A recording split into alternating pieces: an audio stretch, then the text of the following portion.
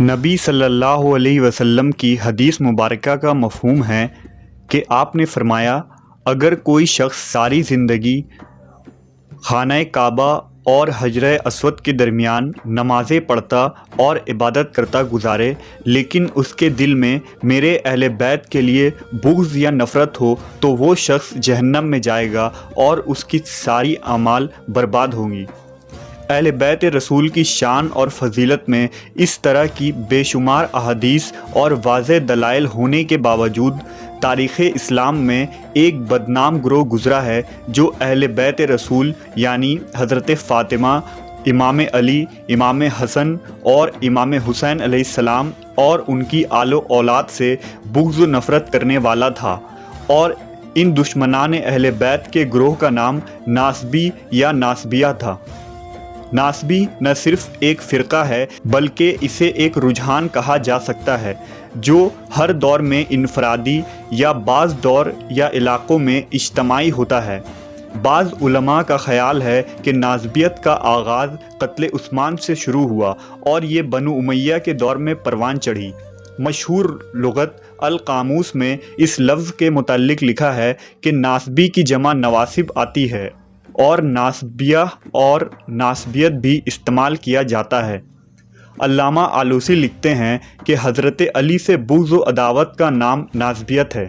حافظ ابن حجر نے فرمایا، بغض علی کا نام ہی ناصبی ہے۔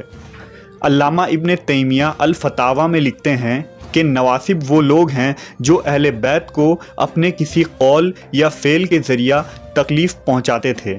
لفظ ناصبی کو اہل سنت کے یہاں سب سے پہلے امام المدینی نے استعمال کیا، جو امام بخاری کے استاد تھے۔ ان کی نقل کرتے ہوئے امام ذہلی، امام الرازی، امام بخاری اور خطیب بغدادی نے بھی اس اصطلاح کا استعمال عام کر دیا اور یہ لفظ معاشرے میں عام ہو گئی۔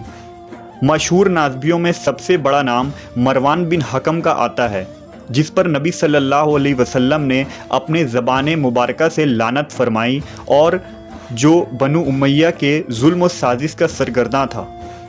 مروان کے متعلق روایتوں میں آتا ہے کہ وہ منبر رسول پر علی علیہ السلام پر لعنت کرواتا تھا اور یزید بن معاویہ کا سلاکار بھی تھا۔ اسی طرح حریث بن عثمان حمصی مشہور ناصبی تھا جو امام علی علیہ السلام کی شان گھٹانے کے لیے جھوٹی احادیث گھڑتا تھا اور صبح و شام امام علی پر 70 مرتبہ لعنت کیا کرتا تھا۔ اسی طرح زیاد بن علاقہ ثعلبی جو امام حسن علیہ السلام کو گالیاں دیا کرتا تھا۔ صائب بن فروخ جو اہل بیت کا مذاق اڑایا کرتا تھا۔ عمران بن خطان جو علی علیہ السلام کے قاتل کی تعریف کرتا، اور اسحاق بن سوید بن حبیرہ مشہور نواصب کے نام ہیں۔ البدایہ و النہایہ میں امام ابن کثیر نے لکھا ہے کہ عمر بن عبد العزیز کے علاوہ بنو امیہ کے تمام خلیفہ ناصبی تھے۔ سن 36 ہجری میں جنگ صفین میں جن لوگوں نے امیر معاویہ رضی اللہ تعالیٰ عنہ کے ساتھ امام علی سے جنگ کی اور ان کی ایک بڑی جماعت علی علیہ السلام کی شخصیت کے متعلق بدگمان ہوئی۔ تاریخی طور پر ناصبیوں کی شروعات اسی گروہ سے ہوتی ہے۔ جب یزید بن معاویہ حاکم بنا تو اس وقت اس گروہ کے اندر اہل بیت کے بغض میں شدت پسندی پیدا ہو چکی تھی، اور شہادت حسین میں جس یزیدی لشکر نے امام اور ان کی آل و اولاد کو میدان کربلا میں ذبح کیا تھا، وہ شامی لشکر بھی ناصبیوں کی فہرست میں شامل ہے۔ امام ذہبی نے سیار اعلام النبلہ میں یزید بن معاویہ کو بھی ناصبی لکھا ہے۔ روایتوں کے مطابق ناصبیوں نے شہادت حسین سے یزید بن معاویہ کو بریء ذمہ ثابت کرنے کی کوشش میں اس کی شان کو اتنا بڑھا چڑھا کر پیش کیا کہ اسے جنتی اور امیر المومنین قرار دے دیا۔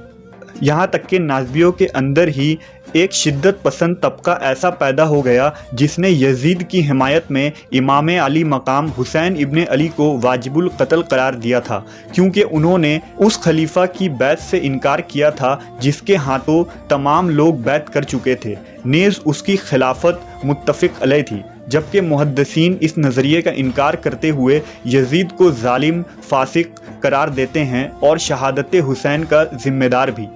नासबी फ़िरका दमिश्क और शाम में खूब फला फूला और बनु उमैया के खिलाफत के आखिरी दौर में शाम का ये हाल था कि नासबी खुले आम बाज़ारों और मिंबरों पर अहले बैत और औलाद अली को गालियां दिया करते और शब व शितम किया करते थे, जिसे खिलाफत बनु अब्बासिया में ख़त्म किया गया। रिवायतों के मुताबिक अली अलैहिस्सलाम के बाद आने वाले इमामों के तमाम कातिल नवासिब ही थे, जिन्होंने उन पर जुल्म किया और सारी ज़िंदगी परेशान करते रहे। ये बदनामे ज़माना ग्रोह आज भी बर्रे सग़ीर में मौजूद है, जो अपने किताबों और रिसालों के ज़रिया नाज़बियत के अक़ीदे को आम करते हैं। अगर नाज़बियों के मुतालिक आपके पास कोई मज़ीद जानकारी हो तो आप कमेंट सेक्शन में बता सकते हैं। शुक्रिया।